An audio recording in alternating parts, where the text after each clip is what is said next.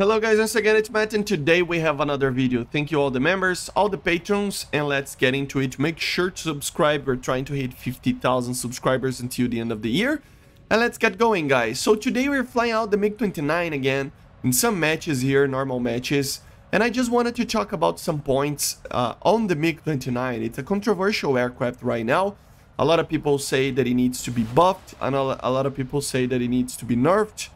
And it has some problems. It has some things that we need to worry about, some things that are weird about the aircraft. But overall, it's being improved, and I think with the addition of this thing, which is the HMDPD there, which is basically using the HMS to actually, the helmet mounted sight, right, to actually guide the radar and actually lock stuff that you want.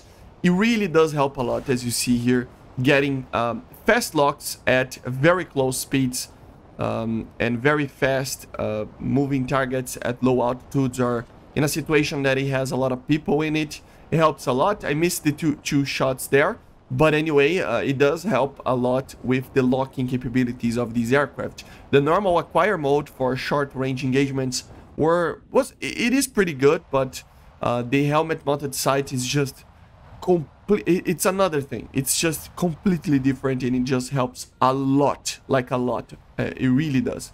So yeah, it is kind of a buff, but in the other hand, we got a nerf as well. Not really a nerf. Somebody actually said that in the comments, and I kind of agree. It's not a nerf if it's a fix, right? So yeah, it is not that it's nerfed, it's actually fixed because the TWS was not supposed to actually guide the R27ER. I think it's due to the lack of a powerful, basically a powerful data link information. So, for example, in the real lock, you can actually have a lot more precise information for the data link. So I think it's something to do with that, and it didn't do in real life. So yeah, it doesn't do here. Might be due to the amount of signals bouncing back from an aircraft. So it can have many situations where this thing was unrealistic to actually guide itself with the TWS. I didn't manage to actually make it work with the IRST as well. So I think it's actually properly fixed. I still think that there are some minor things that needs to be fixed on this aircraft to actually be kind of more usable.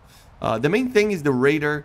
I think we've come a long way, you know, but it's still, it's not that easy like the F-16 one. As you see here, sometimes it's difficult to get a lock. Sometimes it's easy to lose a lock.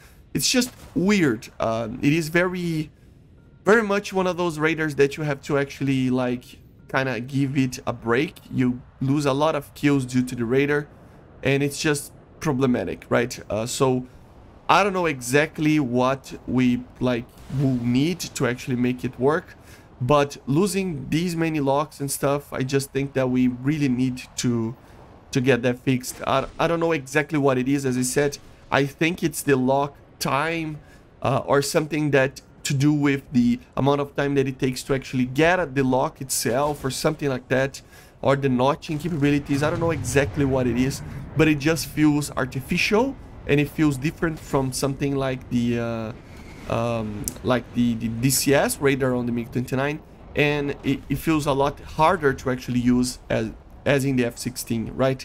So yeah, I don't know, but beyond that, the aircraft is fine. I think the R60Ms are fine, even though I would like to see the R73. I think we have kind of the same situation as we had with the MLD with the R60M. The R60M was the main missile that he used until he received the R73, and then it was the R73 after that as well, together with the R60M. And the MiG-29 is also having this kind of a problem, right? Just due to the fact that it kind of doesn't need an OP missile like that. But these aircraft, they entered in service together with the R-73. And the F-16, they entered in service obviously with the AIM-9L and AIM-9P4, but shortly after they managed to actually make it so that it could carry the M9M as well, like shortly after. So that's another thing as well. The big problem that we have in the game is not these aircraft themselves, right? It is the BR compression, I think, because, for example, if they actually add the R73, which would be a big buff for such an aircraft like this, they add the M9M, for example, for the F-16 and maybe other stuff like that. For other aircraft like the Python for some others and other mining things, it would be fine for top tier. I think it would be all right. These missiles are very good, but they're still susceptible to flares. You just need to use it correctly and it would be okay, right? But for aircraft that are in the 11.3 BR, in the 11.0 BR, in the even 10.7 BR, they will suffer a lot from this. So that's probably why we should not receive that kind of thing, right? So yeah, it's a problematic thing. I still think that we need, as I said, a little bit of a fixed radar, a little bit, not by much, but it is kind of problematic. As you see, way easier to get a lock and stuff with this HMDPD mode there. But in long ranges, sometimes it's just kind of problematic, right? And as you see here, the helmet mounted sight, yeah, as you saw, that kill was amazing. It's just, the helmet mounted sights is just an amazing thing. So up close, you basically cannot win against an aircraft such as this.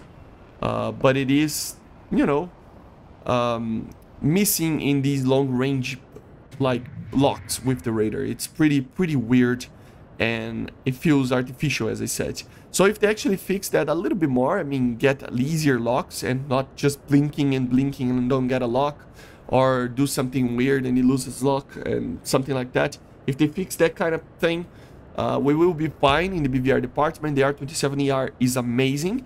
The radar itself is amazing as well. It has 80 kilometers plus of detection with the larger targets. With the smaller targets is around 60, 65 with a thing like an F5 or an F16. So yeah, the radar is amazing, way better than the F16 even in these detections and stuff. But it's just a lot harder to use, so that would be the main problem with the aircraft. Anything else, I think it's fine. I saw something that said that compared to the manuals, the F-16 is underperforming in the dogfight performance in certain situations. And I would guess that the MiG-29 is probably also doing that.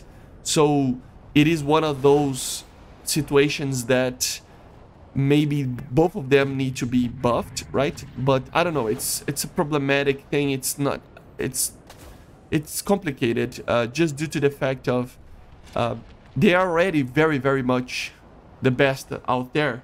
So I don't know,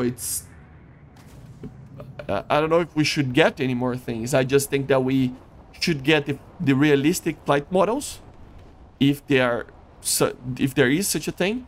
And together with that, the BRD compression, that would make it, this aircraft, all right for now, and not too OP for some aircraft. Of course, we need some other aircraft to increase the BR. So, for example, the MLD, I think it should be 11.7, the MLA, the F-14, obviously, some others, the Mirage 2000. I think there are many aircraft that should be 11.7 also, but it's one of those things that, I mean, we are probably going to get that very soon, I think, until before the late January. So yeah, we should get that. So if we get that, obviously the BR will already be all right, and some of the things will be better in the sense of fighting down tiers. Maybe we'll fight less down tiers and stuff. And with that, we can actually have such a missiles like the R73 and M9M for these more fourth generation. But in a general sense, I don't think it's needed right now. I think they are fine. They are amazing aircraft.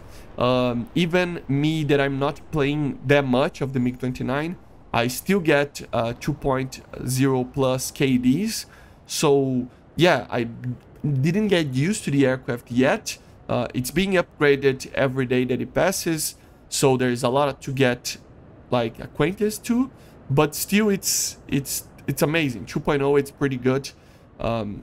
If an aircraft has a 5.0, something like that, that, for example, the F-16 had at first, majorly due to the MiG-29 being very bugged at first, or the MLD when it was added, stuff like that. It made, then you can actually kind of feel that the aircraft is OP, right? If you have a 5.0 KD on it. But at 2.0, it feels balanced.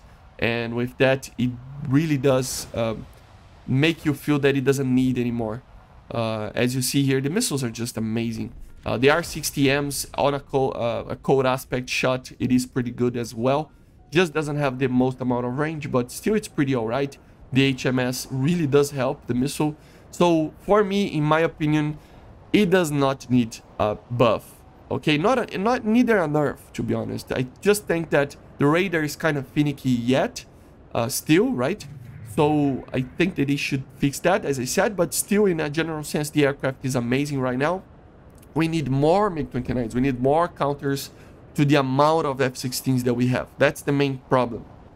There's too many F-14s, too many F-16s, for not that many MiG-29s. As you see, the normal matches that I showed to you guys here, I'm normally one of the only MiG-29s that are out there.